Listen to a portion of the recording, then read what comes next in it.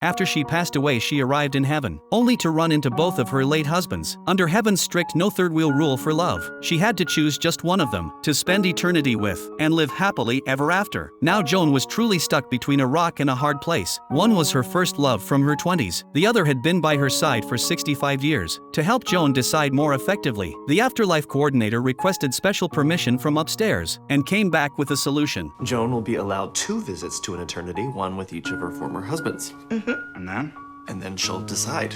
So they flipped a coin to see who went first. Luke won the first round. They headed to the mountain realm. Joan sat across from him, couldn't hide her joy, even turned her face away, afraid to meet his burning gaze. Later, Luke led Joan deep into the woods, to an archive room. Every eternal realm has one like this, where you can replay moments from your past. Inside, there was only one long hallway, endlessly looping scenes of Luke and Joan, their first conversation, first date, first I love you, and finally, their last goodbye. Joan watching from the dock as Luke shipped off to war. That kiss their very last. Even though Larry had been there all those years, for over 6 decades, Joan missed Luke every single day. She knew it wasn't fair to Larry, but she couldn't stop that ache in her heart. The next day, Larry took Joan to the beach realm to live out his dream of retiring in Hawaii. Looking at Joan beside him, Larry couldn't help but gush. You were so beautiful, honey. Oh. I mean, you are beautiful, and you've always been beautiful. You never I stopped get what you being mean, beautiful. love.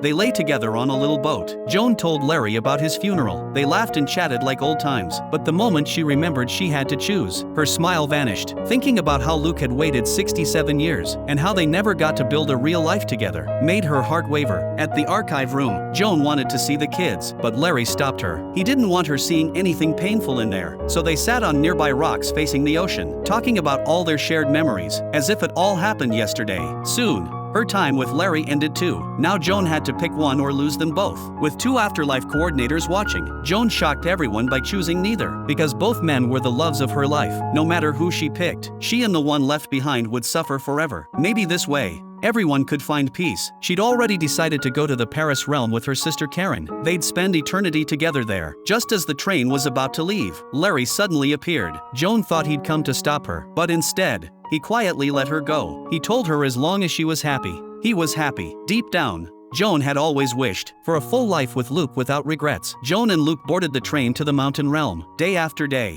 she joined him on adventures, trying to make up for all the years they'd lost. But slowly, the excitement faded. She lost interest in Luke's plans. Only in the archive room at night did her smile return. Every time she left that room, she looked hollow eyes, empty and sad. Joan finally realized her heart had belonged to Larry all along. One morning, she made up her mind. She'd cross the red door to find Larry, even though it crushed Luke. She refused to lie to herself anymore, or deny what she truly felt. No matter how desperately Luke begged, she walked away for good. Alone in the woods, Joan nervously practiced using a dagger to force Fenwick to hand over the red door key. Luke sat on the mountaintop for hours, thinking it all through, then chose to help her. He walked up to Fenwick, pretending Joan had left without saying goodbye, acting utterly heartbroken. While Fenwick comforted him, Joan sneaked in and stole the key, rushed into the archive room, said a final goodbye to Luke, and burst through the red door. Alarms blared the second she crossed. Guards were already chasing her. She sprinted down the red carpet, straight into the door at the end. On the other side, she tumbled out of her own washing machine. Looking up,